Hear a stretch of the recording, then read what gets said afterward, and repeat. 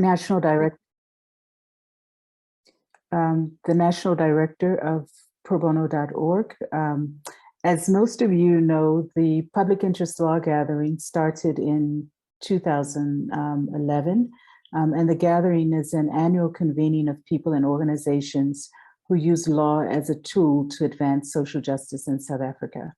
It provides a platform for public interest law practitioners, community activists, law students, academics, and donors to reflect on their strategies, learn from each other, strengthen networks and solidarity, renew energy levels, and showcase the richness of public interest legal work to law students who may be considering a career in this field. This year, we come together after a year of being locked down with COVID. Hence, we are having a virtual meeting this year for the first time.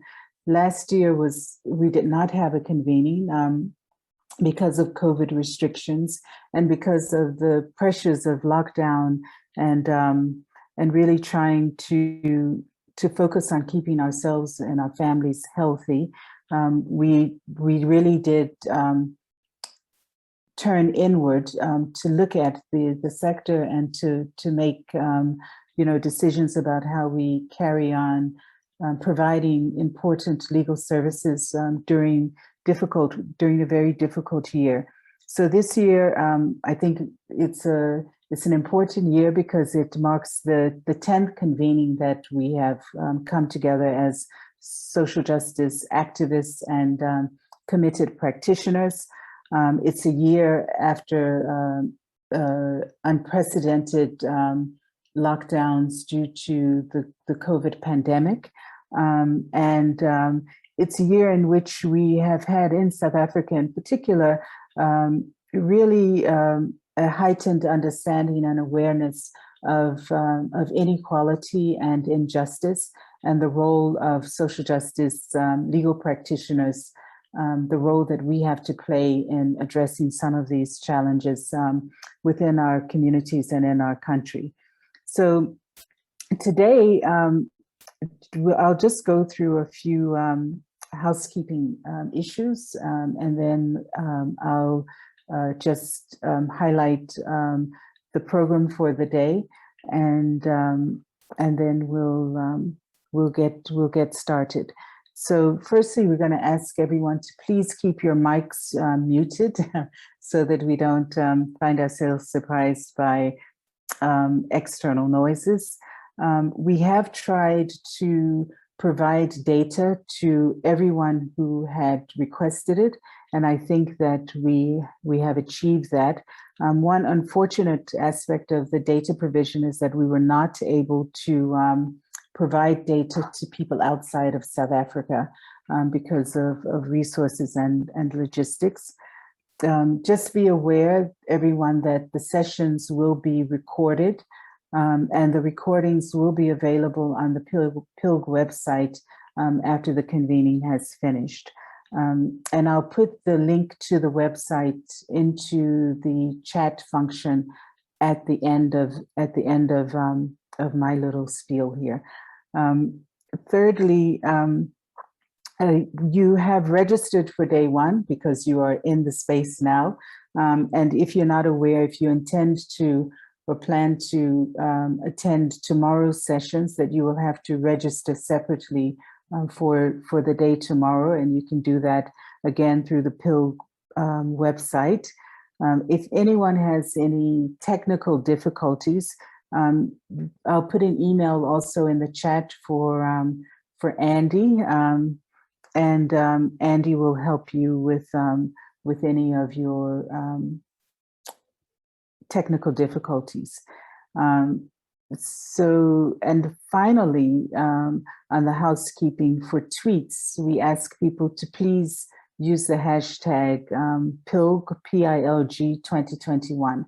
And for those of you who are on the call and have Twitter links, Twitter tags, we ask that you tweet now to inform the world that PILG is underway, so please use hashtag PILG 2021 and just inform your followers that they can check that hashtag during the day to find out what's happening and what's being discussed during the course of the day. So thank you for that. Maybe we can get it trending a bit to raise awareness about some of the issues that we're dealing with today. This year's PILG has it will be focused on provision of social justice services during the COVID pandemic. And I think we have some rich panels and plenary discussions planned for you.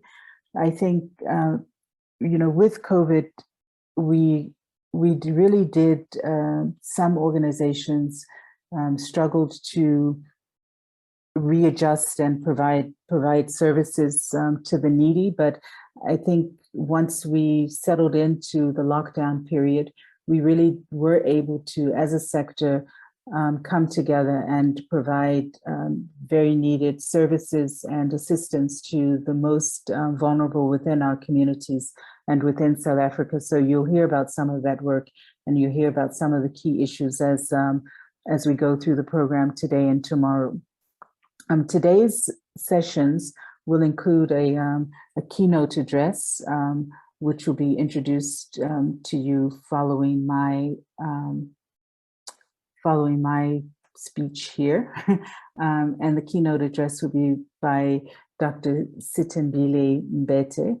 Then we'll have a tea break, and you'll get an input from Lawyers for Human Rights on the COVID hotline, which was a phone hotline set up for organizations to take calls and cases from the public and to provide legal services. We'll have one plenary session before lunch break on social grants.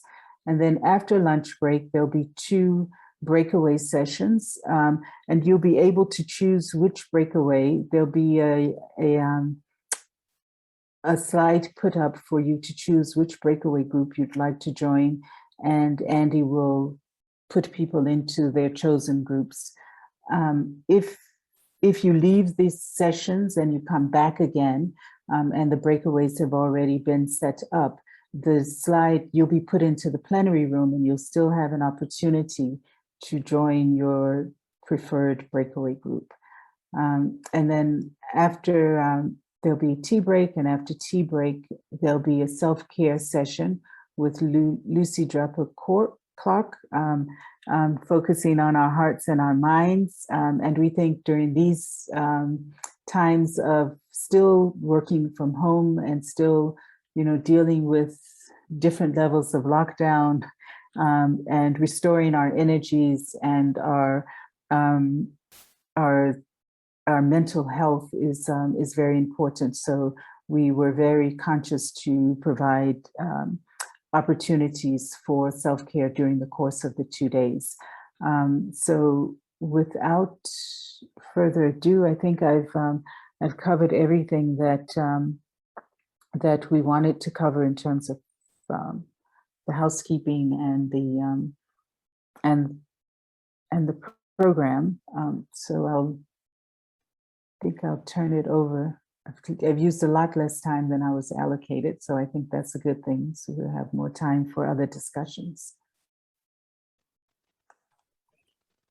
And then one last thing I think we would like you to do is if everybody could put their cameras on just for a minute. We know that that data is a problem, but we thought just seeing people's faces momentarily, because just staring at a screen with names becomes a little bit isolating. So it's nice to see people's faces. I see now lots of faces that I know, and that is very nice. So thank you very much for joining us. I won't start calling names, but obviously, if we were having a face-to-face convening, there would be lots of hugs or elbow bumps in these days, and we hope that we'll be able to get back to that.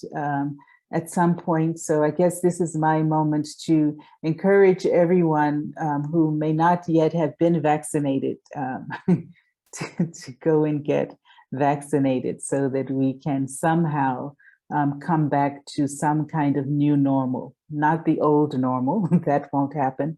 But yes, I encourage people to believe in science and get vaccinated. So thank you very much, everyone. And it's again nice to see some familiar faces and new faces as well. And to students in particular, I just want to say, I hope that over the course of the next 2 days, you feel energized and you feel a commitment to using your law degrees, your knowledge of the law and the way that it works in South Africa to give back and to give to those who are most vulnerable in our society. I think it's during times of crisis like this pandemic that we learn that the work that we do and the commitment that we have is so, so important to protecting our democracy, to protecting our Constitution. And that's why we're here over these 2 days to really discuss just a slice of some of the important work that's being done. So thank you very much.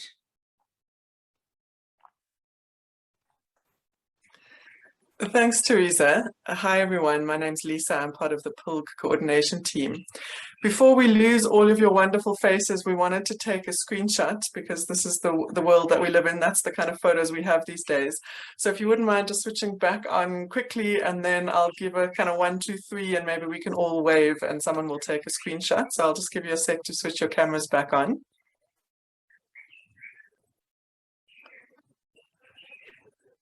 Okay, I think that's most people. So on 3, give us a wave. 1, 2, 3. Great, thanks everyone. So this is a world first for PILG. Not only are we entirely online, but we're also ahead of schedule after only kind of the first item in the program. So our keynote is coming up at 10 o'clock. I think let's keep to that start time because there might be people that both speakers and participants that are joining in expecting a kind of a 10 o'clock start. So the good news is we all get a coffee and comfort break. So we'll pause now and we'll be back at 10 for the keynote. Thanks very much.